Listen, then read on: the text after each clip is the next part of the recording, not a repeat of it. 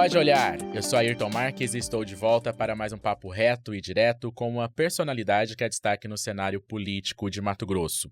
Além do YouTube, onde você nos assiste, este episódio também está disponível em formato de áudio e na íntegra nas principais plataformas de podcast, como o Spotify, o Deezer e o Apple Podcast.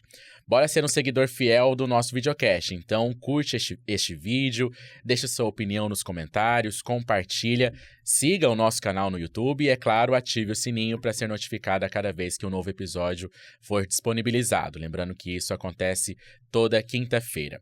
E se você quer saber informações, detalhes dos nossos bastidores, segue a gente nas redes sociais. Em qualquer uma delas é @Olhar Direto Oficial, é só pesquisar. Produzido pelo site Olhar Direto, a cada episódio eu tenho a companhia de um colega de redação e hoje eu tenho o prazer de ter novamente aqui dividindo a mesa o meu amigo Rafael Machado, que escreve para o Caderno de Política do OD. Rafael, muito obrigado e seja bem-vindo mais uma vez. Imagina, eu que agradeço por estar aqui novamente. O nosso entrevistado é natural de Rio Verde, Goiás, se mudou para Cuiabá com a família aos 18 anos de idade. Se formou em Medicina pela Universidade Federal de Mato Grosso, a UFMT. Médico sanitarista e servidor público, é especialista na análise da saúde coletiva e no tratamento de doenças nas populações. Atua há mais de 25 anos na saúde pública, prestando atendimento pelo Sistema Único de Saúde. Iniciou sua trajetória política no movimento estudantil, foi diretor do Sindicato dos Médicos, o Sindmed, e teve 2 mandatos de vereador em Cuiabá, entre 2005 e 2012. O trabalho de destaque na Câmara o levou a disputar a Prefeitura de Cuiabá, quando foi para o segundo turno e foi derrotado pelo atual governador Mauro Mendes. Em 2014, disputou o governo de Mato Grosso contra Pedro Taques. Foi eleito deputado estadual em 2018 e reeleito em 2022, com 47.533 votos. O papo reto e direto de hoje é com o deputado estadual e pré-candidato a prefeito Lúdio Cabral, do PT. Deputado Lúdio, muito obrigado por ter aceitado o convite do Pode Olhar e seja bem-vindo. Eu é que agradeço, uma alegria e uma honra estar aqui com vocês. Deputado, vamos falar então sobre o início da carreira, né?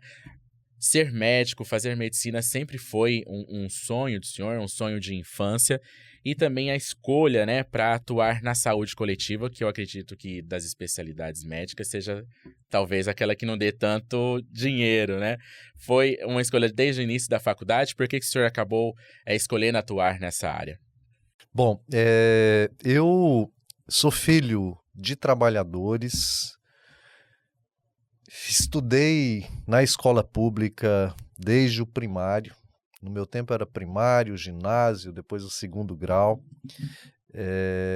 Tive a oportunidade que poucos filhos de trabalhadores tiveram no meu tempo, em 1990, atravessar a barreira do vestibular e entrar na UFMT para fazer o curso de medicina. Na minha turma de 40 aprovados naquele vestibular, eu era o único aluno que tinha vindo de escola pública. Eu me formei na universidade pública e fiz uma escolha muito cedo na profissão, que foi a escolha exatamente da saúde pública. Eu me apaixonei por saúde pública já no início do curso. Na medicina a gente tem essa mania de já escolher uma especialidade muito cedo, e a especialidade que eu escolhi foi a saúde coletiva, porque me apaixonei por medicina na comunidade, onde as pessoas vivem, e logo que me formei, fui aprovado em um concurso público aqui em Cuiabá, e fui lá para o Osmar Cabral, para o posto de saúde do Osmar Cabral. Desde estudante, assim, eu andava de ônibus o tempo todo, e o ônibus do Osmar Cabral era o ônibus mais judiado, sabe? Todo empoeirado. E eu falava, gente, eu quero saber quem é esse parente meu, né? Porque eu tenho Cabral no nome, e é para lá que um dia eu vou trabalhar. Passei no concurso e fui trabalhar no posto de saúde do Osmar Cabral. Lá eu fiquei 12 anos trabalhando como médico. Aprendi de verdade.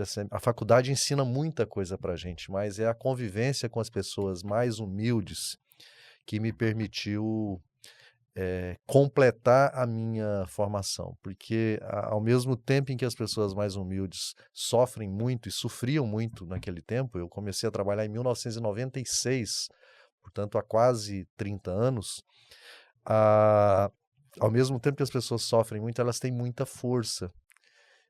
Uma mãe que chega tarde em casa, à noite, e tem um filho, uma filha com febre, e às vezes não sabe o que é aquela febre, não tem condições de pegar um ônibus para ir numa policlínica, e às vezes não tem médico no plantão da policlínica, passa a noite em claro com a criança, sem saber se é algo simples, se é algo mais grave, no outro dia de manhã cedo tem que ir para a fila do posto de saúde para tentar conseguir uma consulta médica.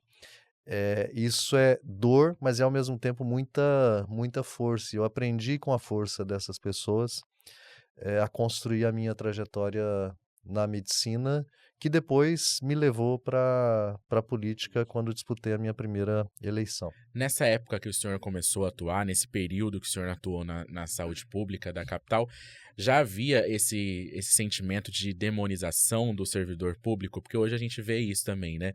Porque com a precariedade do sistema de saúde pública, quem acaba sofrendo mais, além da população, é o servidor público, né? Que às vezes às vezes não tem a vontade de trabalhar, mas às vezes não tem a condição de prestar um bom serviço e é quem acaba sempre sofrendo aí o desgaste e tendo que lidar também com a insatisfação da população. Já existia esse sentimento e esse processo que às vezes é até sistêmico e de parte da política também?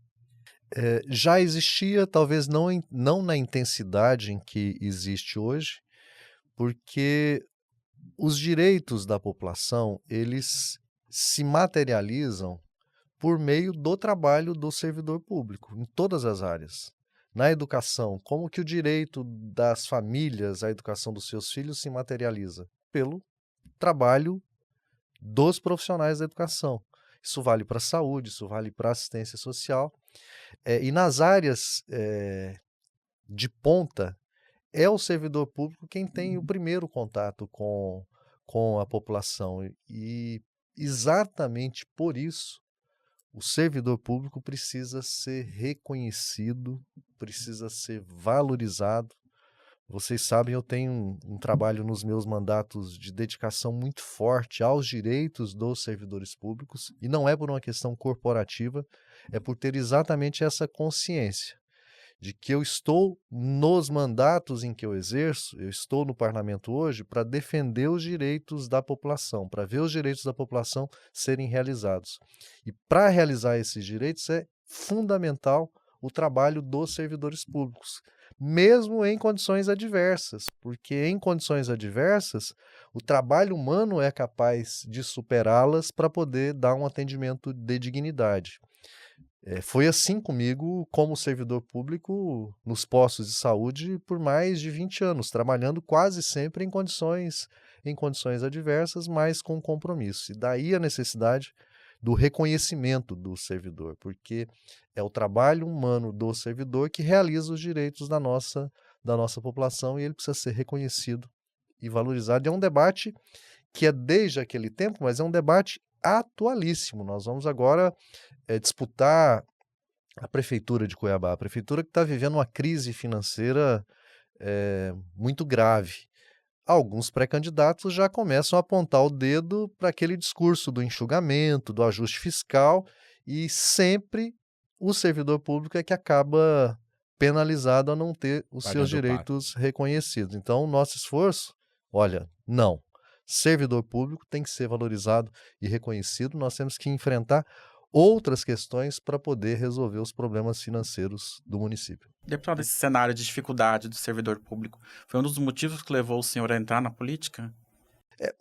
Principalmente o cenário de dificuldade da população ser atendida com qualidade na saúde pública. Foi esse o caminho que me levou para a política. Eu tinha já 8 anos como médico no posto de saúde quando tomei a decisão. É lógico que com muitos amigos e com muitos colegas de trabalho. A primeira pessoa a chamar a minha atenção, Lúdio, você precisa ser candidato, era um amigo, assim, hoje ele está no Nordeste, se chama Davi Raimundo, ele era o porteiro do posto de saúde. Então ele me via chegar cedo, ele é quem recebia as pessoas de madrugada na fila para buscar agendar consulta. Ele via que eu me esforçava para não deixar ninguém sem atendimento, mesmo que a consulta não estivesse marcada. E ele foi a primeira pessoa a chamar a minha atenção. É uma pessoa muito humilde, muito humilde. E ele, Lúdio, você precisa ser candidato, porque você sozinho aqui como médico, você não vai resolver todos os problemas, porque na cidade toda tem pessoas vivendo as dificuldades que as pessoas que você atende aqui vivenciam. E ali aquilo me despertou atenção para essa tarefa, para esse compromisso de, na luta política, no trabalho político, defender os direitos da população. E é lógico que ao longo desse caminho, a relação com os servidores públicos foi importantíssima, exatamente por ter essa consciência de que, para realizar o direito à saúde da população, nós precisamos reconhecer, valorizar, motivar, mobilizar o trabalho dos servidores públicos. Mas como que foi o convite para o senhor entrar no PT, iniciar uma vida política através desse partido? Teve alguma liderança que chegou no senhor? Como que foi o senhor procurou o partido? Como que foi essa conexão? É um processo natural, é um processo que vai acontecendo naturalmente. Já na universidade, eu entro no curso de medicina, vou para o centro acadêmico, vou ser representante dos estudantes no colegiado de curso, depois no conselho de departamento, no conselho universitário. Fui participar do movimento estudantil nacional de medicina, fui presidente da direção nacional dos estudantes de medicina durante a minha formação como médico. Eu fui fazer residência em medicina preventiva e social para me formar médico sanitarista lá em Ribeirão Preto, na Universidade de São Paulo. O contato com aqueles que estudam o sistema de saúde sempre trouxeram essa questão da política determinando as condições de saúde da nossa população. Quando voltei da residência, me filiei ao PT naturalmente. Eu me lembro que eu estava com a minha filha Maria Clara, que hoje tem 28 anos, no colo, participando de uma audiência pública na Assembleia Legislativa que ficava ali onde hoje é a Câmara de Cuiabá, no plenarinho, uma audiência pública debatendo exatamente a saúde em Cuiabá. Eu já havia sido aprovado no concurso público, já estava trabalhando como médico e fui participar dessa audiência pública e eu fiz uma fala com a Maria Clara no meu colo, uma fala de indignação na época com os problemas que a gente vivenciava. O Sivaldo, que era presidente do PT naquela época, me viu ali e falou: quem que é esse rapaz aqui? Vem cá, vamos conversar. E ali eu já me filiei ao PT e comecei a minha trajetória no partido. Deputado, o senhor deve disputar pela segunda vez a Prefeitura de Cuiabá, né? A primeira vez ocorreu em 2012 contra o atual governador Mauro Mendes. Eu queria que o senhor destacasse as diferenças do pleito de 2012 para esse agora. Bom, eu estou, lógico, muito mais amadurecido, com muito mais experiência, com muito mais aprendizado acumulado, porque ali eu tinha 8 anos de mandato como vereador, 2 mandatos de muito trabalho, de muita dedicação exatamente aos direitos da população. O senhor se destacou até mesmo pela oposição, né? Pela oposição, a gestão do Wilson, a gestão do Galindo. Lutando contra os aumentos abusivos da IPTU, contra o aumento da passagem de ônibus, pelo direito à gratuidade dos estudantes, dos idosos, das pessoas com deficiência, a luta cotidiana na saúde, porque o vereador, continuei médico, trabalhando no posto de saúde e associando a luta política ao trabalho nas comunidades, o enfrentamento da pauta orçamentária, de como orientar os recursos para aquilo que é direito da população, fiscalizando os gastos que o município realizava.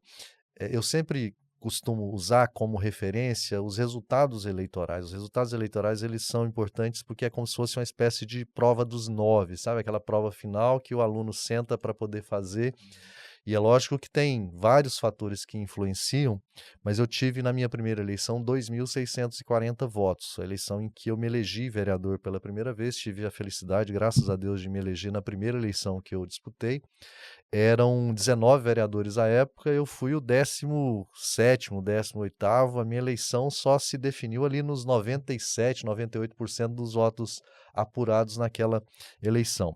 Já no segundo mandato eu tive 3.849 votos, ou seja, aumentei em mais de 50% o resultado da nossa votação, e depois do segundo mandato eu, médico do posto de saúde, sanitarista do PT, vereador, resolvi ser candidato a prefeito. À época, o Mauro Mendes tinha mais de 60% nas pesquisas eleitorais, a briga nos partidos era para ver quem seria o vice dele. E eu falei, não, eu quero ser candidato a prefeito, são 8 anos de aprendizado, 8 anos de experiência acumulada, e consegui convencer o meu partido. Eu era minoria, na verdade eu sempre fui minoria dentro do meu partido, sempre Uhum. tive muita dificuldade também dentro do próprio PT, mas consegui convencer a maioria do partido, fui candidato a prefeito e comecei com 4% nas pesquisas, terminei o primeiro turno com 42%. No segundo turno eu tive mais de 140 mil votos. Quase vencemos as eleições. Foi uma vitória política. Eu fiquei muito feliz depois desse resultado. Fiquei 6 anos sem exercício de mandato. Quando eu disputei a eleição para deputado estadual, depois de 6 anos só dedicado ao trabalho como médico na saúde pública, tive a honra de ter sido o deputado estadual mais votado aqui em Cuiabá. Cuiabá sempre me presenteou. A população de Cuiabá, assim, se eu estou aqui hoje, eu devo isso à população da minha cidade, que me acolheu como estudante, que me acolheu como médico, que me acolheu como parlamentar, e que me deu sempre resultados muito positivos nas eleições em que eu disputei. Na reeleição como deputado estadual, mais uma vez o mais votado em Cuiabá e com a votação duplicada em 2022. Então, nesse caminho, você adquire experiência, aquele ímpeto da juventude, ele vai amadurecendo, ao mesmo tempo em que você acumula força, você acumula serenidade para poder construir o ambiente favorável para realizar aquilo que precisa ser realizado. Na política, assim, as pessoas estão cansadas de quem só fala, a gente precisa fazer, a gente precisa de ação, a gente precisa agir. A realidade da cidade hoje impõe isso para a gente. Então é esse aprendizado ao longo do tempo, essa preparação, essa maturidade que me coloca em condições hoje de me apresentar novamente à população da minha cidade e, se Deus quiser, ser honrado com o voto dela. Em 2018, depois da eleição para a prefeitura, o senhor, até potencializado por esse bom resultado das urnas, o senhor disputou o governo do estado, enfrentou então o senador Pedro Tax, que foi o vencedor. E nessa ocasião, assim como em 2012, o senhor teve o apoio do então governador Silval Barbosa e disputou ali como representante deste grupo político que estava no comando do Palácio Paiaguás. Pouco tempo depois do resultado das eleições, diversas operações policiais apontaram esquemas de corrupção no governo do estado. O ex-governador Silval Barbosa foi preso, fez delação, confirmou que liderou esses esquemas de organização e, por conta dessa aproximação durante a campanha, o senhor acabou sendo obrigado por uma condução coercitiva a prestar um depoimento na Defaz em uma das fases da Sodoma, acho que, se não me engano, a Sodoma 5, né? E isso gerou, mesmo que o senhor não tenha sido ligado a nenhum esquema de corrupção ou citado em algum crime, isso gerou um desgaste à imagem do senhor, porque o senhor foi visto, fotografado, filmado na porta da delegacia. O senhor se arrepende de ter tido esse apoio do ex-governador Silval Barbosa? Se pudesse voltar atrás, o senhor teria recuado dessa candidatura ou tentado buscar aí um palanque sem essa aliança com o MDB, com o Silval Barbosa? Bom, tudo na vida é aprendizado, especialmente na política. Em 2014, depois do resultado que eu tive em 2012, que foi um resultado muito, mas muito positivo, a direção nacional do meu partido me convocou para essa tarefa da disputa do governo do estado em 2014. Em 2014, depois do resultado em Cuiabá em 2012, 140 mil votos, eu teria uma eleição tranquila para deputado estadual, para deputado federal, talvez até seria muito competitivo na disputa do Senado, mas a direção nacional me convocou para essa tarefa de representar o nosso projeto nas eleições de 2014 aqui em Mato Grosso. E, à época, o PT tinha uma aliança nacional com o MDB, o vice-presidente da República era o Michel Temer.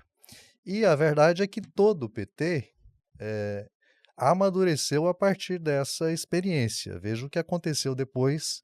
Em 2016, o vice-presidente da República foi um dos atores que levou ao impeachment da nossa presidente. Esse esforço de autocrítica eu construí, amadureci nesse período todo. Neste ano, assim como em 2012 e 2014, o PT tem uma coligação, tem uma aliança com um partido do Centrão, que é o PSD, do ministro Carlos Fávaro. E aí a gente viu nas últimas semanas já um escândalo aí envolvendo o leilão do arroz importado, que acabou ali machucando, arranhando a imagem do Fávaro e do PSD por suspeitas aí de falcatruas, como o próprio presidente Lula disse, nesse trâmite aí para aquisição de arroz importado.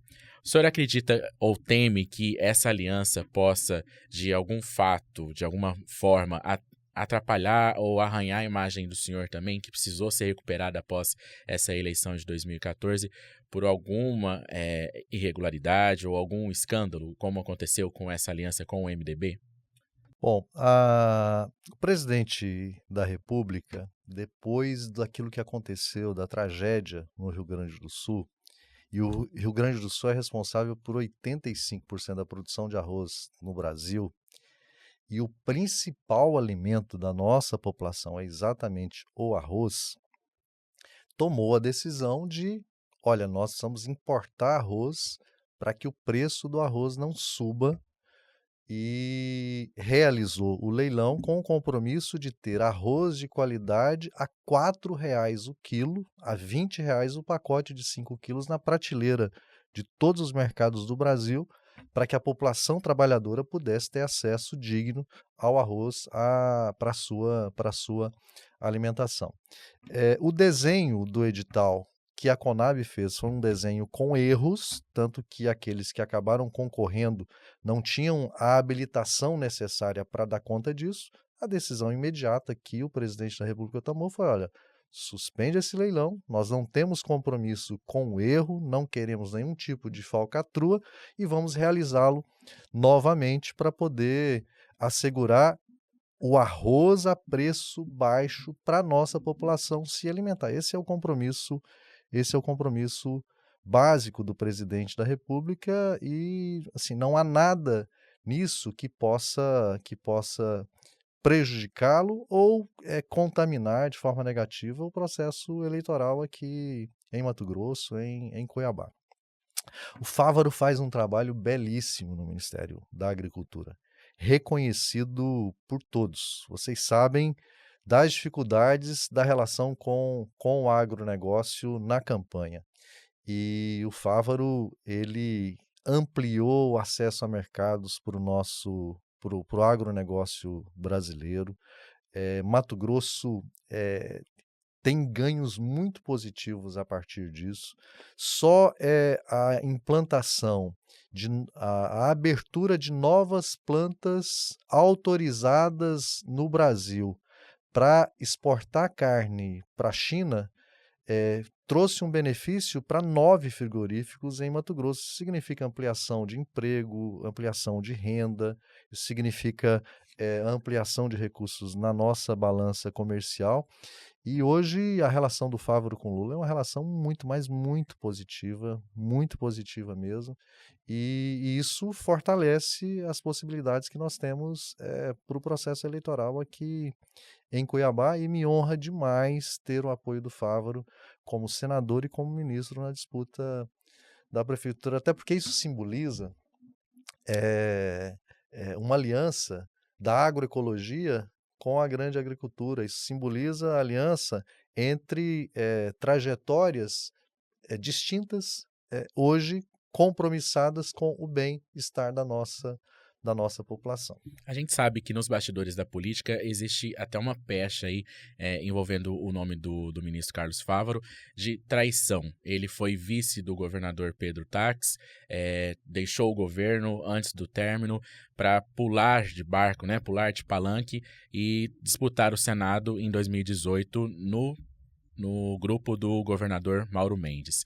Depois, ele, na eleição de 2022, ele rompeu com esse grupo do governador Mauro Mendes, já que não havia espaço para o projeto do grupo mais próximo dele de candidatura do Neri ao Senado.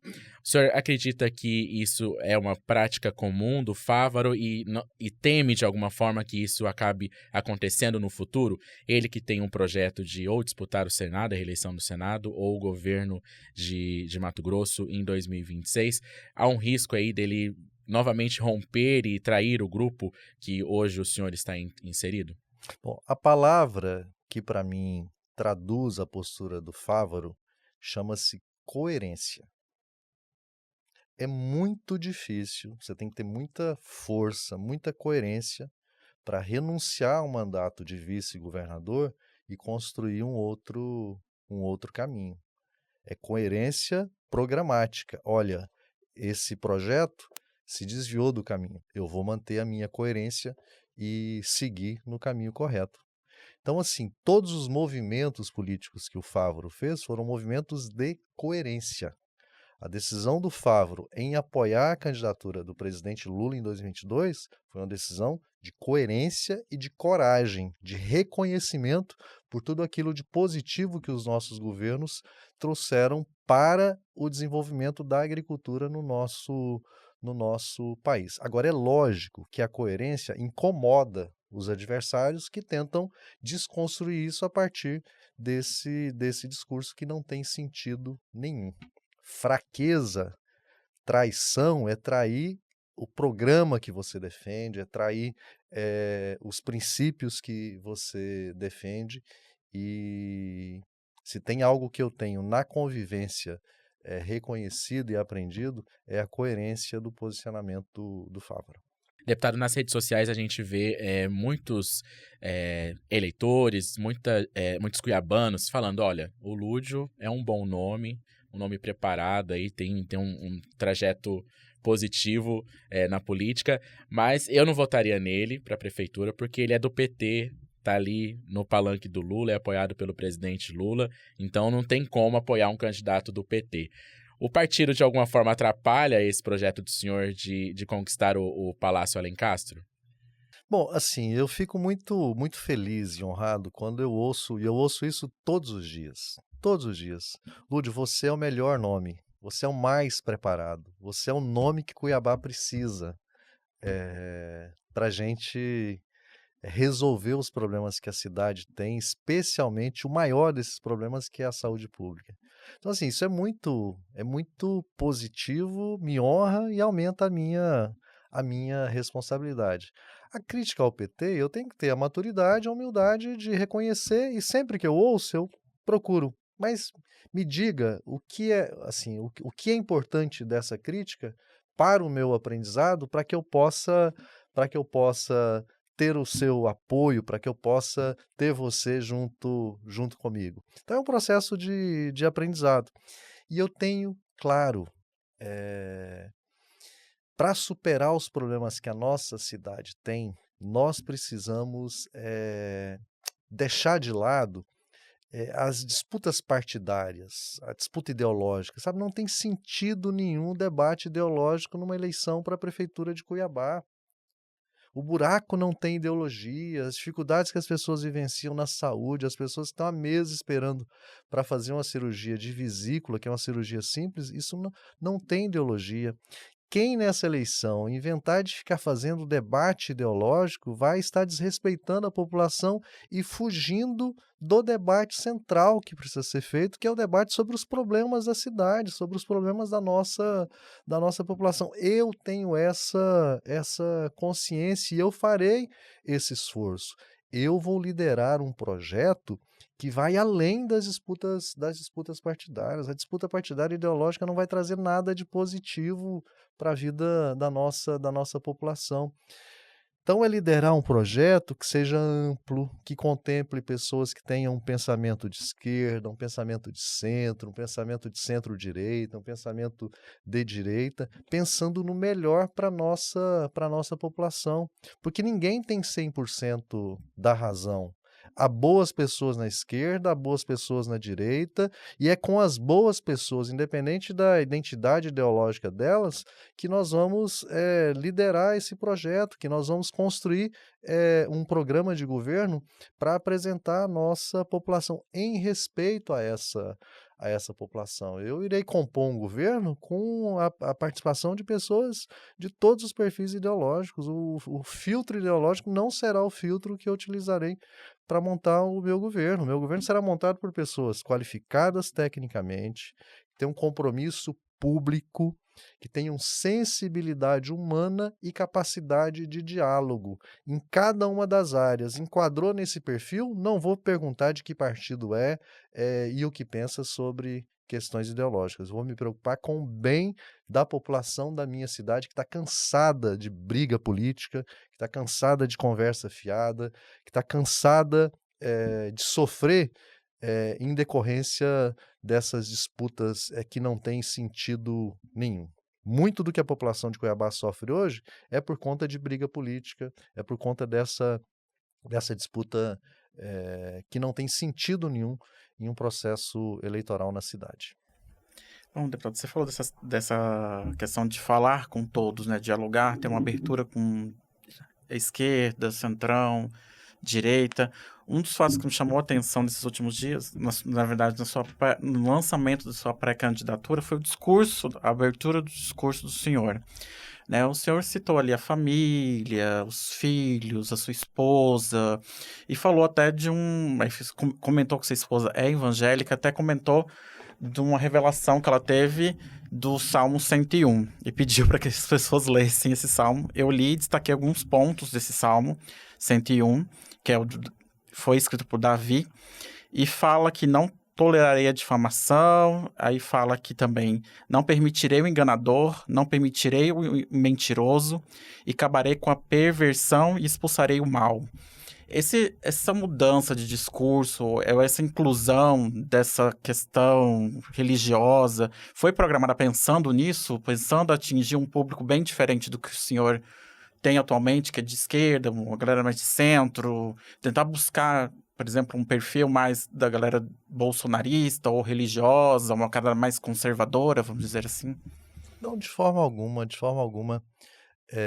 A minha fala no ato de lançamento, eu tinha até organizado um discurso para fazer um discurso conciso, de 10 minutos, de 15 minutos no máximo, e eu acabei falando 45 minutos no lançamento. Só que eu fui perguntando às pessoas, olha, gente, então, posso continuar? Não, continua, porque foi um ato muito bonito, foi muito bonito o ato de lançamento da nossa pré-candidatura, assim.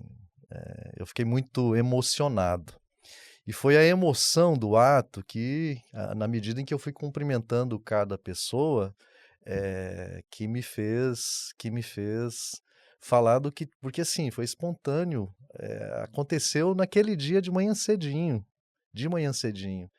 E o que o Salmo 101 diz é isso, olha, ande com inteligência e com retidão.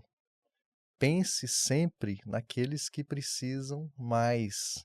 Se afaste de pessoas do mal, porque nós precisamos resgatar a nossa cidade. O Salmo tem inclusive a palavra cidade. Então, assim, nada disso é planejado, nada disso é pensado. É absolutamente espontâneo. E me impressionou a repercussão desse fato em específico. Não, É porque parecia não, um aceno, né, aos não, evangélicos, aos religiosos mais conservadores. de forma alguma, de forma alguma. Minha esposa é cristã e eu tenho aprendido muito na convivência com ela. Ontem mesmo, assim, o podcast vai ao ar na quinta-feira, mas assim, nós estamos gravando na segunda. Uhum. E ontem mesmo a gente foi ao culto e, e o pastor, assim, ele falou exatamente sobre os salmos. Olha, leiam os salmos, leiam todas as pessoas, leiam os salmos do primeiro ao 150, porque ele fala dos altos e baixos da nossa da nossa vida e da nossa relação com Deus. E isso não tem nada a ver com a disputa das eleições. As pessoas é que, às vezes, por maldade, trazem isso para o debate político negativo. E não é esse o nosso objetivo, a razão do caminho que a gente quer percorrer. Deputado, em 2022 a gente viu até a imprensa nacional noticiou aí uma postura do presidente Lula durante a campanha de tentar reverter essa rejeição ao PT. Então, especialmente no segundo turno, houve essa tentativa de esquecer o vermelho do PT. Ele apareceu mais em atos usando branco, para tentar reverter essa rejeição. O senhor acredita que, apesar de acreditar e defender que na disputa municipal essa questão partidária e ideológica não deve ser o ponto central, o senhor pensa em estratégias assim também para tentar reverter essa rejeição que às vezes o eleitor tem contra o partido do senhor? O que nós precisamos é respeitar as pessoas, respeitar o eleitor, respeitar e acolher com humildade toda crítica. Todo mundo sabe que eu sou do PT. O PT foi o primeiro partido a que eu me filiei. Eu sou me filiado ao PT desde sempre, em todos os momentos. E aprendi no caminho que eu percorri. E hoje tenho a capacidade de exercer autocrítica e de acolher toda a perspectiva crítica das pessoas. Agora, o que as pessoas reconhecem em mim é coerência. Quando eu dialogo com o Lúdio, eu sei o que o Lúdio pensa, eu sei que compromissos ele tem. A minha força política vem da minha coerência. Eu sempre busquei, na minha trajetória na política, na disputa das eleições, contribuir para que as pessoas construam uma percepção mais positiva da política. Sempre busquei voto livre, voto consciente, para a gente qualificar o processo político. A descrença de uma parte da população na política só favorece os maus políticos, e o caminho que eu percorri foi sempre de buscar ser exemplo positivo, e a coerência é o principal desses exemplos, é o que nos dá, é o que nos fortalece, é o que demonstra a força que a gente tem. Os mandatos que eu exerci como vereador, os mandatos que eu exerço como deputado, são mandatos sempre de compromisso de defesa dos direitos da população, sempre compromisso em defesa do interesse público. E não tem nada mais forte do que isso, não tem entrega mais importante que isso, não tem resultado mais importante que esse, que você ser reconhecido como quem defende os direitos da população. E há parlamentares, políticos que defendem os direitos da população, e não é em vários partidos políticos, sabe? E eu não tenho que acreditar que não, é só do lado de cá que as pessoas estão do lado correto na defesa desses interesses. E ter essa capacidade de acolher a crítica. Eu tenho claro para mim, os problemas de Cuiabá vão exigir de nós um esforço coletivo, um esforço de muitas pessoas, um esforço de muitas visões sobre cada uma das áreas para a gente superar as dificuldades em todas as áreas. Na saúde, que é a área onde está o principal problema da cidade, nós precisamos resolver a situação financeira do município de Cuiabá, que é uma situação grave. Nós precisamos enfrentar o drama da população no transporte coletivo, nós temos que enfrentar o poder econômico para fazer do transporte coletivo orientado pelo interesse da nossa população. Nós precisamos melhorar as condições de vida das pessoas nos bairros. As pessoas têm que viver com segurança, tem que ter bairro seguro, bem iluminado, com espaços de lazer, com espaços para convivência saudável. Os equipamentos públicos em todas as áreas têm que estar preparados para poder cuidar das famílias, para poder proteger a nossa população, da criança que precisa de creche, ao idoso, que hoje a população ela está mudando o perfil demográfico e nós temos muitas pessoas idosas, adoecidas, que precisam de cuidado, e as famílias precisam ter apoio do poder público para cuidar das pessoas idosas. As famílias mais vulneráveis nós temos que cuidar, nós temos que recuperar o centro histórico da cidade, nós temos que cuidar das pessoas que vivem em situação de rua, nós temos que enfrentar o drama da crise climática, com a arborização da cidade, com recuperação das nossas áreas de preservação permanente. Nós vamos ter que plantar no mínimo 1 milhão de árvores em Cuiabá só para recuperar a cobertura vegetal das áreas de preservação permanente. Olha o tamanho do desafio que a gente tem, construir corredores ecológicos, corredores verdes no bairro, no centro. Título de cidade verde. Recuperar o título de cidade verde, não só no discurso, mas na prática. E na prática, infelizmente, ao longo dos últimos anos, essa perspectiva da cidade verde foi abandonada. É só olhar o Morro da Luz. Morro da Luz é um espaço importantíssimo da nossa cidade, está no centro da cidade, é um parque municipal. Eu estive lá recentemente, fiquei uma manhã toda dentro do Morro da Luz. Que lugar bonito, sabe, a quantidade de árvore que tem no Morro da Luz, árvores centenárias, a quantidade de pássaros que tem ali, o clima lá no Morro da Luz estava quente no dia, lá estava fresquinho. E logo abaixo do Morro da Luz, a Prainha, que é o lugar mais quente da nossa cidade. Olha essa contradição, esse desequilíbrio. Então nós temos que retomar essa perspectiva. O Morro da Luz pode ser conectado ao Parque Mãe Bonifácia por meio de um corredor verde que liga o bairro Baú, o bairro Araés, o bairro Quilombo. Então nós temos muita tarefa. O Centro Histórico tem, essa é a defesa que nós já temos no nosso programa de governo, o Centro Histórico tem que ser campus aberto da Universidade do Estado de Mato Grosso, para a gente ter ali cursos da área de tecnologia, ciência da computação, análise de sistemas, cursos na área da cultura, curso de música, curso de dança, curso de arquitetura. Hoje nós não temos pessoas qualificadas para fazer restauração do patrimônio histórico, nós temos patrimônio histórico tombado no Centro Histórico de Cuiabá e abandonado. Imagina esses prédios públicos, esse vai ser o nosso esforço, reocupados pelas universidades. Nós vamos recriar a Universidade Popular Comunitária, que é um programa belíssimo que existiu nos governos do Roberto França, conduzidos pelo professor Carlos Maldonado, porque nós temos uma população adulta que não teve oportunidade de estudar no tempo certo e que precisa ser alfabetizada, que precisa concluir o ensino fundamental, precisa concluir o ensino médio, precisa fazer curso superior, e aí nós temos que associar todas essas ações, sabe? Ideias criativas, novas ideias, com mais ação, com baixo custo, porque essa situação financeira da cidade vai exigir de nós muita criatividade, muito zelo, muita responsabilidade fiscal para cada real ser aplicado da melhor forma possível e para a gente dar conta dessa tarefa de recuperar a nossa cidade hoje tão castigada, tão judiada. Deputado, a gente vai aprofundar mais um pouquinho sobre essa questão da situação financeira e também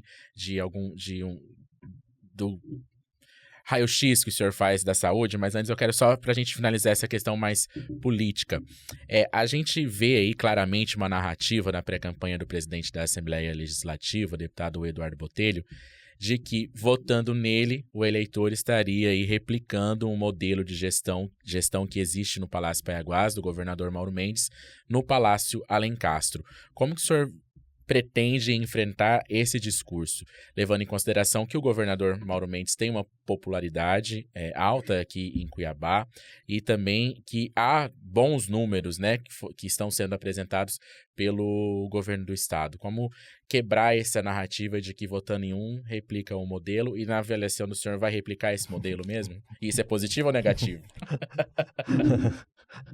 Você sabe qual que é o problema? Ah, Não tem aquele ditado assim, ó, precisa combinar com os russos? Hã? aham, Porque qual é a minha tarefa? A minha tarefa é apresentar o programa de governo participativo que nós estamos construindo com a população, para que a população possa, a partir dos nomes que se apresentarem na disputa, fazer a melhor escolha. A insistência do Botelho em colar no Mauro Mendes se deve ao fato de que a população identifica ele com Emanuel Pinheiro.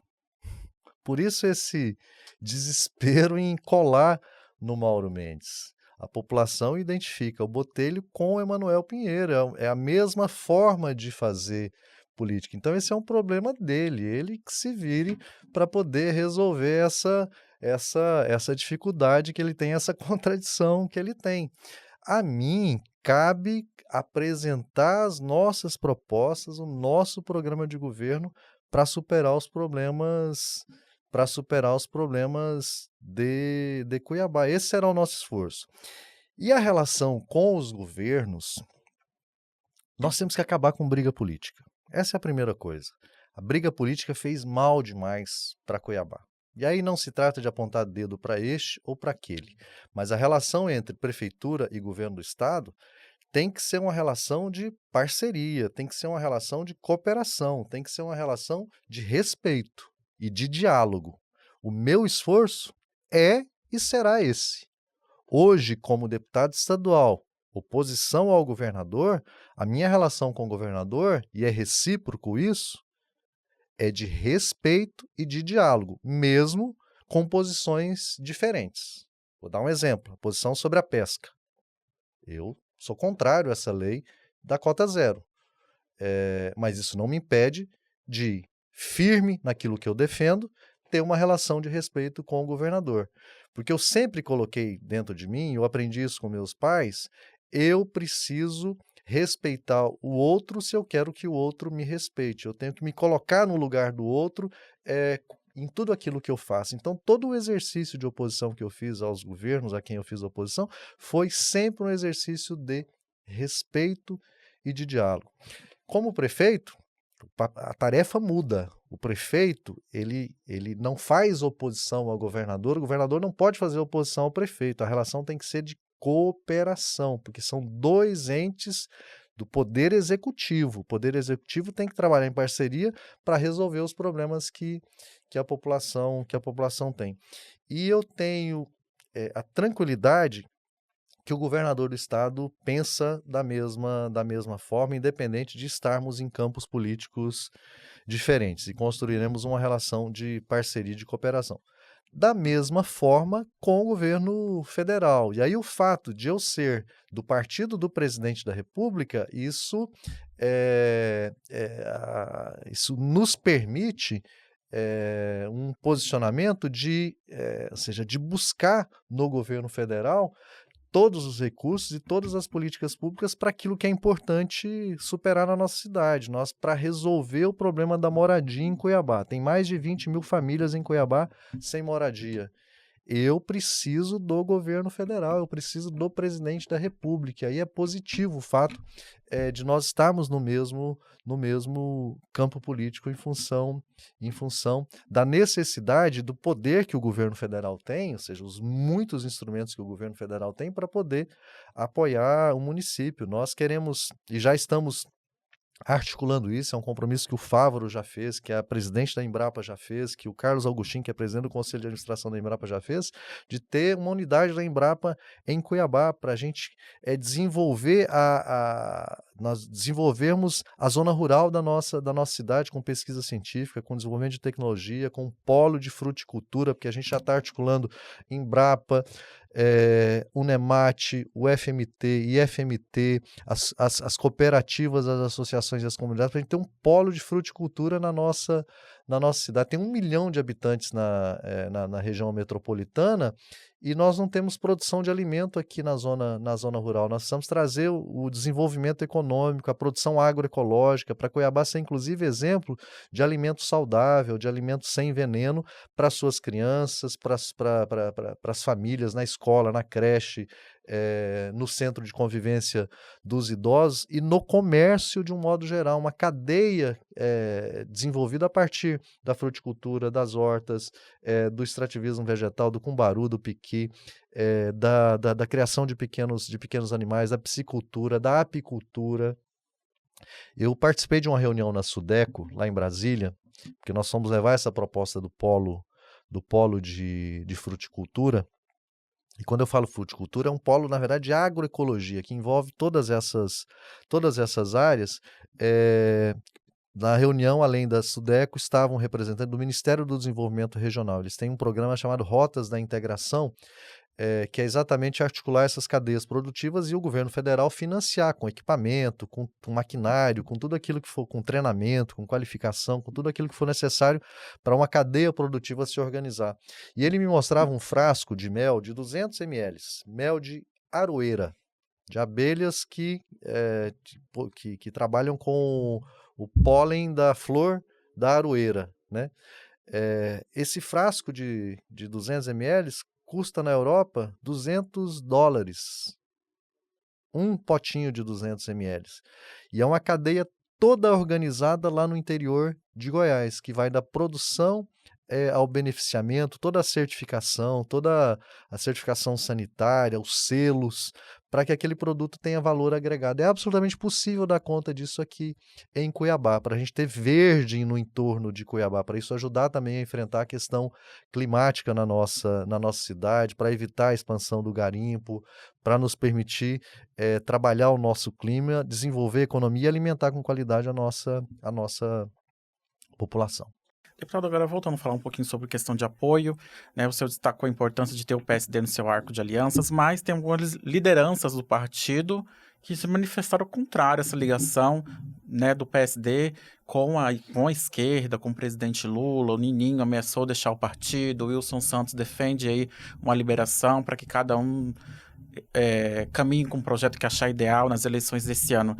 O senhor vai cobrar uma postura firme do Fávaro para que tenha essas principais lideranças, principalmente da capital, caminhando com o senhor, com a candidatura do senhor? Complementando, também tem a questão do próprio PV, né, que hoje na Câmara tem 2 vereadores, o Mário Nadaf, que já declarou estar na pré-campanha do senhor, participou do ato de lançamento, mas também tem o Marcos Brito e outras lideranças que ajudaram e ajudam a gestão do prefeito Emanuel Pinheiro. Estão na base, né? O principal partido da base do Emanuel.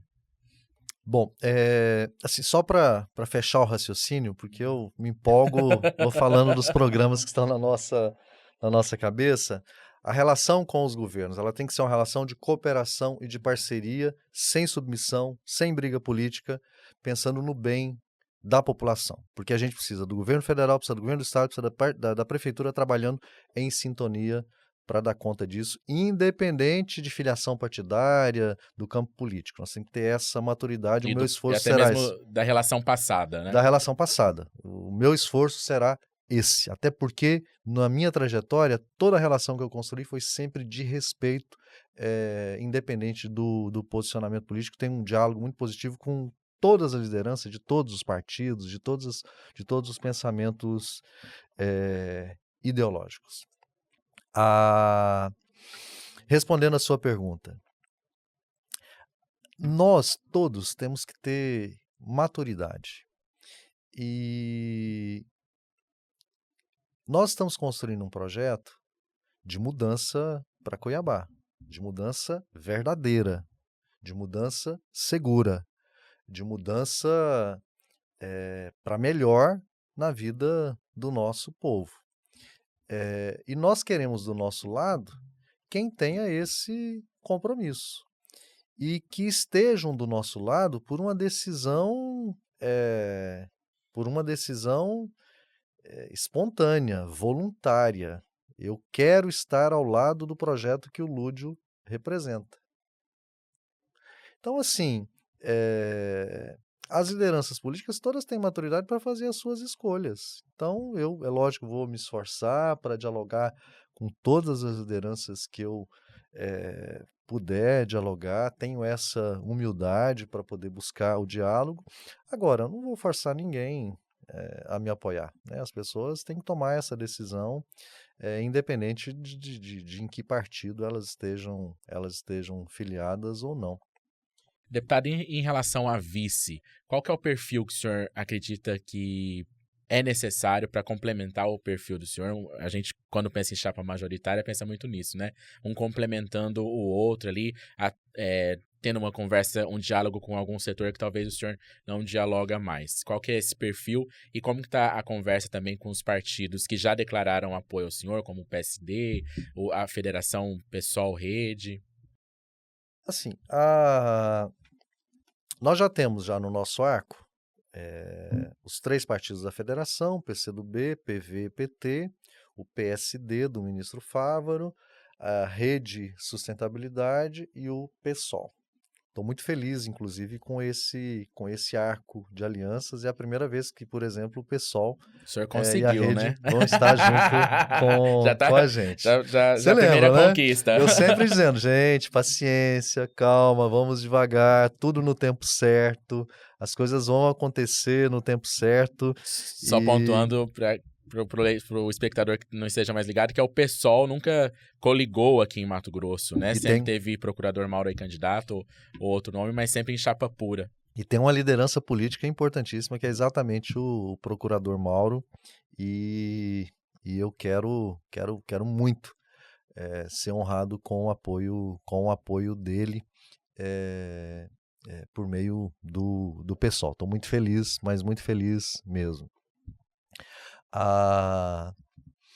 Quando eu me apresentei, que eu tomei a decisão, que não foi pessoal, foi coletiva, de me apresentar como pré-candidato em setembro do ano passado, eu lembro que no encontro com os jornalistas toda semana no parlamento, eu sempre dizia, gente, calma, paciência, tudo a seu tempo. O que nós precisamos é ter a clareza do caminho que a gente quer prosseguir, e ao longo do tempo os fatos vão se materializar sem forçação de barra, com muito diálogo, com muita tranquilidade. Tudo acabou acontecendo da melhor forma possível. E o ato de lançamento nosso no dia 29 de junho foi a demonstração mais objetiva disso. Que encontro belíssimo que nós fizemos. Que encontro belíssimo, de muitas cores, todos esses partidos que eu citei, a militância de todos os partidos, a militância dos movimentos sociais.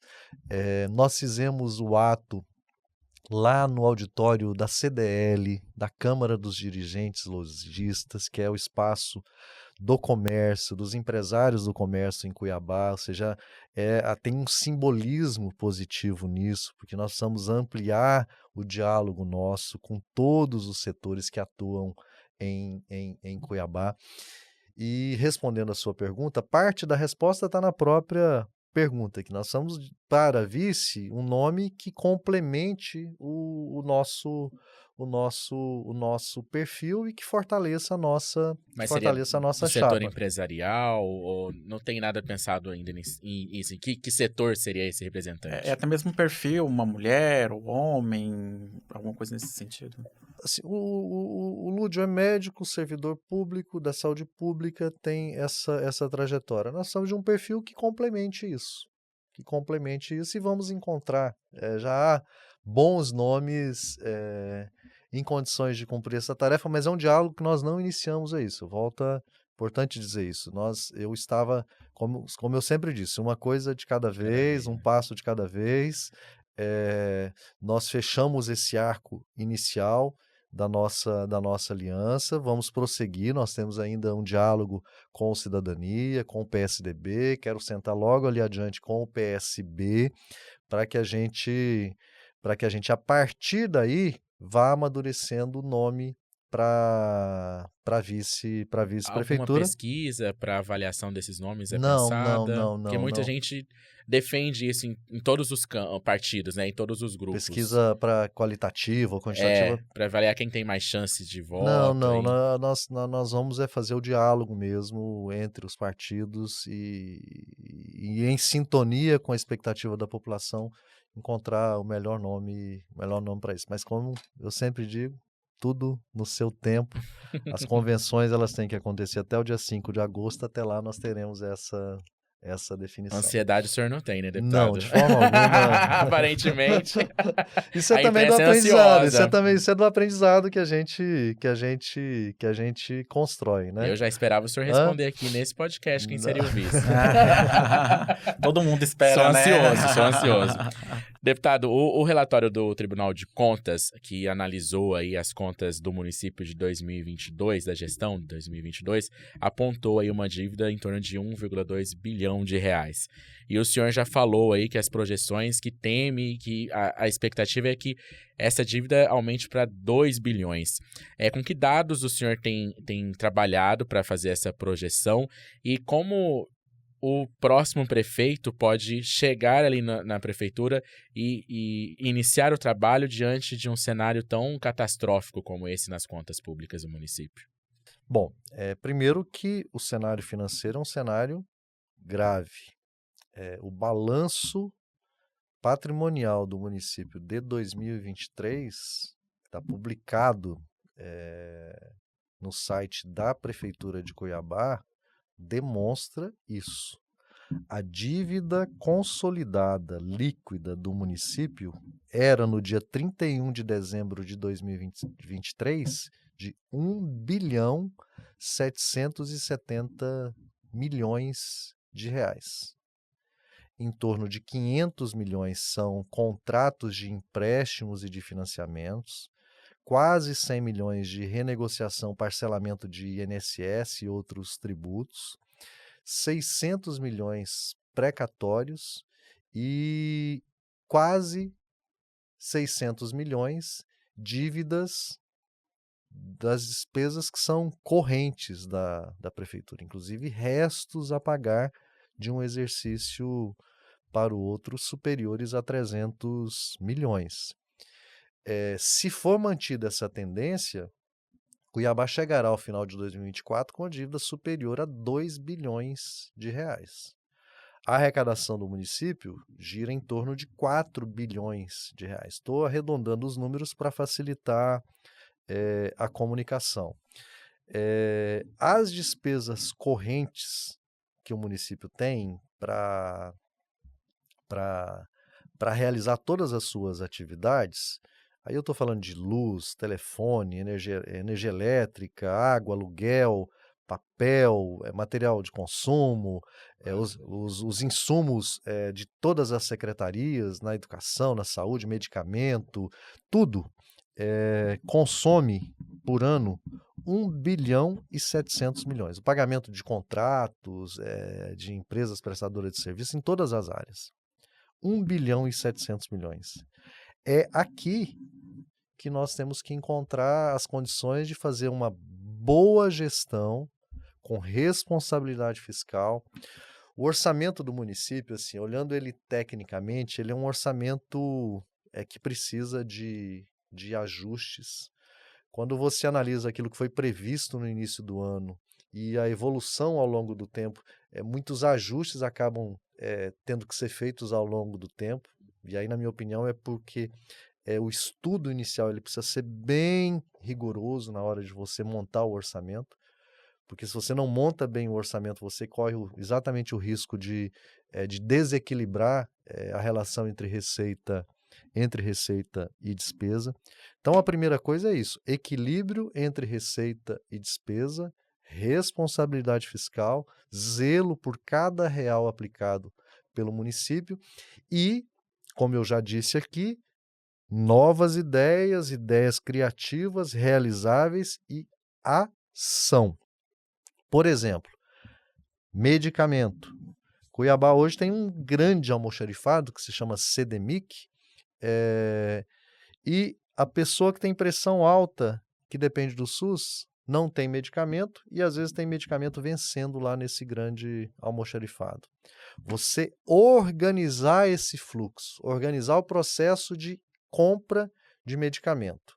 Para você comprar o medicamento do melhor laboratório, com a melhor qualidade, no menor preço, longe do vencimento, e fazer esse medicamento chegar até as pessoas por meio de processo eletrônico, por meio de sistema de informação, você utiliza cada real da melhor forma possível e você pode ter a certeza de que o medicamento que você comprou vai estar lá com o paciente que precisa utilizar.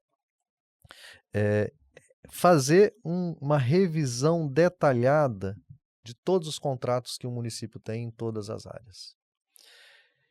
Economizar com energia elétrica e aí implementando uma política pública nova.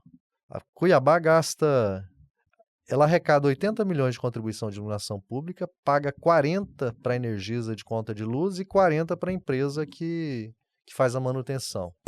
Esse contrato de 40 milhões aqui da empresa que faz manutenção da iluminação pública, esse aqui nós vamos revisar. Esse nós vamos aprofundar o entendimento dele. Por que a cidade está mal iluminada e tem uma empresa que recebe 40 milhões por ano na iluminação pública? A conta de luz, se nós buscarmos recursos, e nós vamos fazer isso, buscarmos recursos no governo federal, no BNDES, em instituições internacionais, nós temos condições de organizar usinas de energia solar aqui em Cuiabá para assegurar a energia suficiente para todos os prédios públicos e para a iluminação pública do município da nossa cidade. Nós queremos mais do que... E aí isso significa economia. Imagina uma economia da ordem de 50 milhões, porque 40 milhões é iluminação pública. Tem algo próximo disso que é o gasto com energia elétrica dos prédios públicos do município. Imagina você, por meio de uma parceria público-privada, que às vezes o município não precisa nem colocar R$1 naquilo, você organizar uma ou várias usinas para a geração de energia fotovoltaica, você reduz as despesas com energia elétrica, você tem recurso para alocar nas atividades finalísticas que o município tem. E, ao mesmo tempo, a energia solar é um fator que vai nos permitir produzir justiça climática, vai nos permitir, por exemplo, fazer com que todos os residenciais que forem construídos, e mesmo a população hoje trabalhadora, possa se organizar em cooperativas populares ou em parceria com as empresas que já atuam na energia solar aqui no estado, para que a gente tenha energia solar nas casas das pessoas, porque hoje ar-condicionado em Cuiabá não é luxo, ar-condicionado é necessidade, e a população trabalhadora, infelizmente, não tem acesso ao ar-condicionado, porque a conta de luz é cara.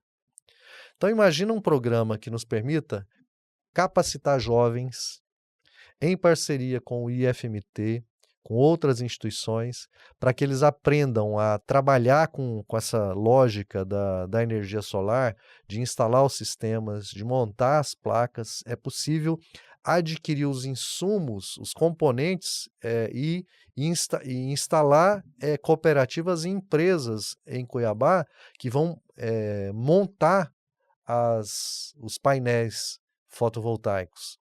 Você qualifica jovens, você dá oportunidade de qualificação profissional, você gera renda, você distribui essa renda e a riqueza, e você permite ao pequeno comerciante, às famílias nos bairros de Cuiabá, terem acesso a uma conta de luz mais barata. A pessoa que hoje não consegue ligar o ar-condicionado à noite, porque a conta de luz vai ser cara, e a maioria da população, infelizmente, ela vai poder ter o ar-condicionado e ligar o ar-condicionado à noite por uma questão de conforto, porque a conta de luz dela vai vir barata a partir desse programa de geração descentralizada de energia solar em Cuiabá, para dar exemplos de medidas bem objetivas, bem práticas, para a gente enfrentar o drama da situação financeira na nossa cidade. E precisa, sem aumentar um centavo de imposto, incentivar e atrair investimentos em todas as áreas para a gente aumentar a base de arrecadação do município e a gente ter crescimento de receita. Deputada, a gente já está no finalzinho, mas vamos falar rapidamente de saúde, né, Rafa? Sim. Além do deputado ter citado aí os problemas na saúde financeira da capital, a gente também tem problemas na saúde pública daqui grandes, né? Que foi, nos últimos anos, aí, uma pasta que foi alvo de diversas operações policiais. Tivemos aí uma intervenção estadual, mas não houve melhorias nessa pasta. O senhor, caso seja eleito, o que vai ser o principal ponto assim, que o senhor vai tratar com prioridade dentro da saúde para tentar resolver esses problemas e as pessoas, né, tenham uma saúde pública boa na ponta, né, ter uma saúde que atenda, né, os seus anseios na ponta? Bom, primeiro que eu espero há anos essa oportunidade e assim, o diálogo que eu vou buscar com a população para a gente enfrentar todos esses problemas que a gente debateu aqui, mas o principal problema do nosso povo hoje é o atendimento na saúde. E eu, sinceramente, espero essa oportunidade há muito tempo. A oportunidade de ter a caneta na mão para a gente mostrar, e eu sei como fazer isso, nós vamos fazer isso, como organizar o atendimento à saúde da população. Agora, eu não vou fazer isso sozinho. Eu vou fazer ao lado dos quase 6 mil profissionais da saúde que trabalham na Prefeitura de Cuiabá. Mobilizar todas as equipes de saúde imediatamente, já na fase de transição, e preparar, a partir de janeiro, um mutirão sem precedentes na história dessa cidade de atendimento à saúde lá no bairro, lá na comunidade, lá onde as pessoas vivem. Eu uso sempre como exemplo a pressão alta. Metade da população adulta com mais de 50 anos tem pressão alta. Qual parcela dessa população em Cuiabá é atendida no SUS? Quem está sendo atendido? Quem está sem medicamento? Quem está sem acesso a médico? Quem está sem acesso a exame? Nós vamos já no primeiro dia de governo começar a fazer esse mapeamento e o atendimento a essas pessoas, para a gente identificar exatamente quem tem pressão alta, o que ela precisa, vamos assegurar acesso ao medicamento, vamos assegurar o acesso ao médico, vamos assegurar acesso aos exames complementares básicos. O custo disso é baixíssimo, é possível fazer isso com aquilo que o município já tem de recursos, é só você organizar a alocação dos recursos que você já tem à sua disposição. Você já tem o quadro de pessoal, você já tem as equipes de saúde. Com o planejamento, você executar essas ações, mobilizar os recursos que você tem à sua disposição para você, por exemplo, num espaço de tempo muito curto, ter toda a população que é usuária do SUS, que tem pressão alta, acompanhada e com a pressão controlada. O que vale para a pressão, vale para o diabetes, vale para a asma, vale para outros problemas crônicos, vale, por exemplo, para as crianças. As crianças precisam ser protegidas. O ano letivo começa, no início do ano letivo, as equipes de saúde já têm que ir para as escolas, para as creches, para atender as crianças, avaliar a situação nutricional delas, para ver se está com anemia, se não está, se está com verminose, se não está, se tem alguma doença crônica, está sem acompanhamento, está sem medicamento, porque tem criança que tem asma, que precisa ser acompanhada, porque se não for acompanhada, corre risco de ter crise, de agravar, de precisar internar, de ter que ir para uma UTI. Tudo isso que a gente faz lá na comunidade, você reduz a necessidade de atendimento de mais complexidade, que é de mais alto custo. E isso é factível, é possível fazer isso com ação. Na prática, imediatamente logo que nós assumimos o governo, e nós fazemos isso exatamente para ir organizando as unidades de saúde, organizando a rede de atendimento à população. Então essa é uma primeira ação importantíssima que nós entendemos ser necessária e que iremos realizar. Segunda coisa, tem que acabar com a briga política na saúde, porque quem sofre é a população. Então na transição, sentar à mesa com o governador, sentar à mesa com o presidente da República, mobilizar o Ministério da Saúde, mobilizar a Secretaria de Estado de Saúde, Secretaria Municipal, todo mundo na mesa, para a gente planejar junto aquilo que deve ser feito para a nossa população. Cuiabá precisa do Estado, a população do Estado precisa de Cuiabá. Então, nós temos que acabar com a briga política para entrar em sintonia às ações do Estado e às ações do município. Eu fui presidente da Comissão de Saúde da Assembleia no ano passado. Fizemos um trabalho assim importantíssimo de debate de problemas graves que a população do estado todo enfrenta. Um deles, a oncologia, as pessoas com câncer.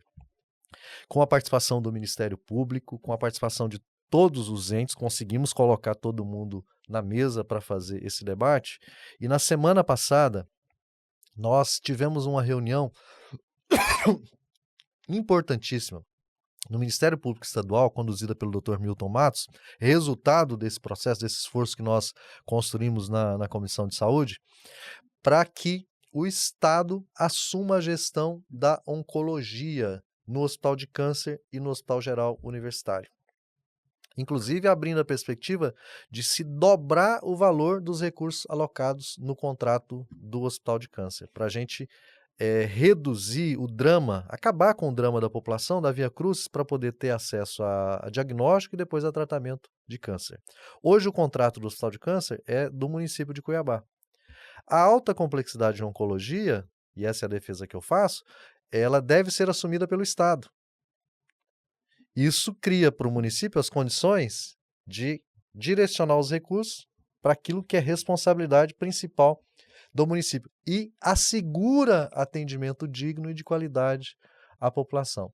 Isso nós já conseguimos, viu? Isso nós já conseguimos. 1 ano de trabalho na Comissão de Saúde, parceria com o Ministério Público e na mesa Estado e município, apesar de todas as dificuldades. Isso independente de intervenção, com intervenção, sem intervenção, porque o SUS ele tem um desenho institucional que é exemplo para o mundo todo, que é os papéis de do governo federal, os papéis do governo do estado, o papel do município, o desenho da pirâmide assistencial no SUS, ele é um modelo muito bem pensado. Agora, para colocar em prática, você precisa dessa parceria. E no caso da oncologia, nós demos um salto importantíssimo, que é agora o Estado assumir a gestão dos contratos da oncologia no Hospital de Câncer e no Hospital Geral Universitário,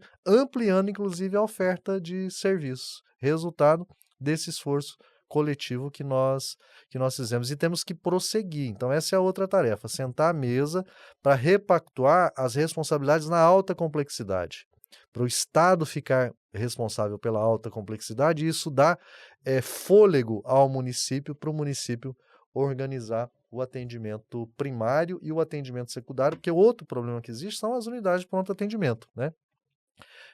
Nós precisamos ter médicos sempre em todas as escalas, nós precisamos ter um medicamento, nós precisamos ter a pessoa atendida numa UPA, precisa ser internada, precisa ter uma regulação rápida para que ela não fique muito tempo ali na UPA aguardando uma vaga de um leito hospitalar. Se eu já cuido lá na atenção primária, eu reduzo a necessidade da UPA. Nós temos que reabrir as policlínicas em Cuiabá. A Policlínica do Cochupó fechou, a Policlínica do Planalto fechou. Esse ano, inclusive, eu já coloquei emendas parlamentares impositivas do meu mandato para contribuir para a reabertura da Policlínica do Planalto, para a Policlínica do Cochupó, para reformar a Policlínica lá do Pedra 90, para a gente poder ampliar as portas abertas do sistema de saúde para acesso da nossa população. Então é por esse caminho que eu entendo ser necessário. Parceria com as universidades. Hoje uma profissão, uma especialidade escassa na saúde pública é pediatria. Os médicos se formam e assim, poucos querem fazer pediatria. Área, né? Então eu preciso criar uma parceria com a Universidade Federal do Mato Grosso, por exemplo, e é o que nós pretendemos, para que a gente amplie a oferta de vagas de residência médica em pediatria, custeadas pelo município, em parceria com a União, para a gente atrair para Cuiabá, daqui e de fora, profissionais médicos que queiram se especializar em pediatria, com uma bolsa de qualidade, bem remunerado, para atuar nas unidades de saúde do município de Cuiabá. Nossa rede de serviços é campo de formação de especialistas na saúde. Deputado Lúdio Cabral, a gente infelizmente tem que encerrar o episódio, mas já deixa aqui a garantia de que até a eleição em outubro a gente volta a conversar para detalhar mais todas essas propostas que o senhor está trabalhando e que vai apresentar para os eleitores. Mas eu já agradeço o tempo, a disponibilidade para vir aqui ao Pode Olhar e logo, logo a gente está conversando de volta. Muito obrigado. Eu é que agradeço e sigo à disposição. A gente pensa que 1 hora é muito tempo, né? Passa rápido quase demais. 1h20 já. 1h20, vixe, passa rápido demais a conta. Muita coisa para falar. Eu espero que eu tenha conseguido me expressar, porque às vezes a gente na empolgação fala. Eu espero que a gente tenha conseguido passar corretamente a mensagem à nossa população. E eu volto a dizer isso. Nós somos em respeito à população, temos muita consciência da responsabilidade que temos nessa campanha, nada de ficar fazendo promessa mirabolante. A população precisa de respeito de quem vai disputar as eleições. Eu estou pronto para, na campanha, voltar aqui para a gente, de uma forma mais aprofundada, detalhar o nosso programa de governo, porque assim, a gente vai estar construindo um programa de governo participativo. Só no ato de lançamento da pré-candidatura, nós colhemos mais de 500 propostas dos participantes do ato, de uma forma muito simples e criativa. Imagina, ao longo de 4 anos, nós ouvindo a população o tempo todo. A gente resolve ou não resolve os problemas de Cuiabá? Resolve. Tem segurança disso, tem certeza de que a gente dá conta dessa tarefa e nós vamos ter uma cidade muito melhor do que a cidade que temos hoje, porque o nosso povo merece. Ótimo. Rafael, muito obrigado pela parceria. Cuiabá merece o melhor. Para fechar, né, a assinatura. Rafael, muito obrigado pela parceria e logo, logo a gente está de volta aqui com mais um episódio com a sua participação. Até mais. Imagina, eu que agradeço, amigo. Eu vou ficando por aqui, mas você pode acompanhar a repercussão deste episódio no nosso portal. É o www.olhardireto.com.br. Antes de encerrar, reforço o convite para você ser um seguidor fiel. Então, assine o nosso canal aqui no YouTube e ative o sininho para ser notificado a cada vez que um novo episódio for disponibilizado. E segue a gente nas redes sociais, é o @olhardiretoOficial. Eu volto na próxima semana com mais um papo reto e direto. Tchau, tchau.